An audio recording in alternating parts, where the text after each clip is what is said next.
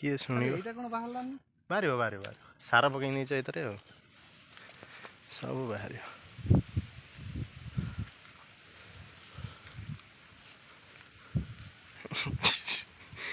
ହେଇଛି ଜାମ୍ବରେ ଏଇ ଗୋଟାକ ହିଁ ଅଛି ହେଲା, ଏଇ ଗୋଟାକ ମାଇନସ୍ ପଏଣ୍ଟ ଅଛି, ଯାହାକି ଧରା ପଡ଼ିବାର ଚାନ୍ସ ଅଛି।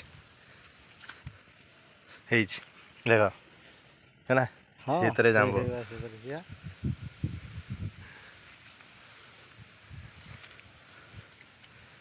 କରୁ କରୁ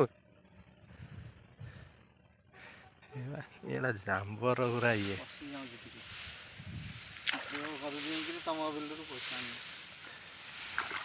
ଜାମ୍ବ ବିନା ଏତେ କିଏ ହାଇଟ୍ ହେବେନି। ଏଇଟା ଜମ୍ବ ଧାନ, ଏଇଟା ଆମର 140 ଦିନରେ ପାଚିଗଲାଣି। ଆଉ ଧାନ ଦେଖିକିରି ଜଣାପଡ଼ୁଛି ଇଏ ବହୁତ ଅମଳ ହିଁ ଦେବ। କେତେ କୁଇଣ୍ଟାଲ ଦେବ? ଇଏ ଯାହା ହେଲେ ବି 28ରୁ 30 କୁଇଣ୍ଟାଲ ଭିତରେ ଫଳିବ ବୋଲି ମୁଁ ଅନୁମାନ କରୁଛି।